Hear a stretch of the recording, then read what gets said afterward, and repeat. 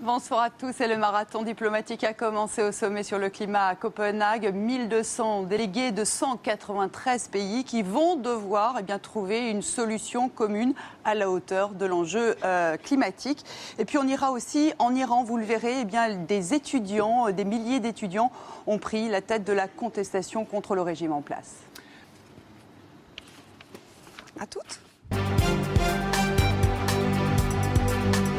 Bonjour à tous, bienvenue dans ce soir 3, le début du marathon diplomatique au sommet du climat à Copenhague. 193 pays qui arrivent à la table des négociations avec leurs contraintes et leurs objectifs.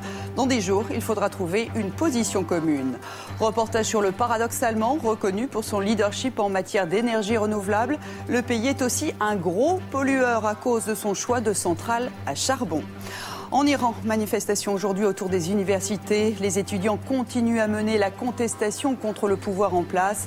Le journaliste iranien Armin Arefi nous dira s'ils peuvent faire vaciller le régime de Mahmoud Ahmadinejad.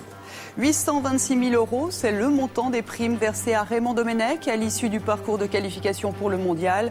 Les chiffres émanent cette fois de la Fédération française du football. Ce matin, personne ne peut ignorer les enjeux qui se jouent en ce moment à Copenhague au sommet sur le climat. 193 pays représentés. Ils ont 10 jours pour définir ensemble une riposte à la hauteur du réchauffement qui menace la planète.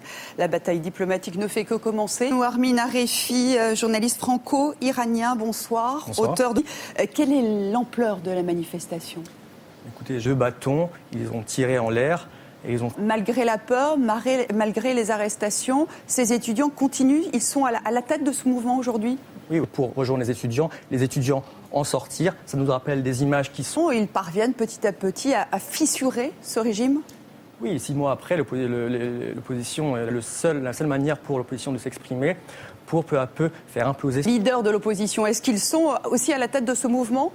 L'ancien président Rafsanjani, qui a appelé la loi, mais c'est quand même un signal assez fort quand même. Merci beaucoup pour cette année. Comme hier, des affrontements ont eu lieu aujourd'hui entre policiers. Terminé dans une heure, vous avez rendez-vous avec Henri Seigné pour tout le sport. Demain, le 12-13, c'est avec Stéphanie Hyper. Le 19-20, c'est dès 18h30 avec Laurent Bignolas. Je passe le relais à Frédéric Tadei. Où s'arrête la liberté, où commence la vie privée, où s'arrête...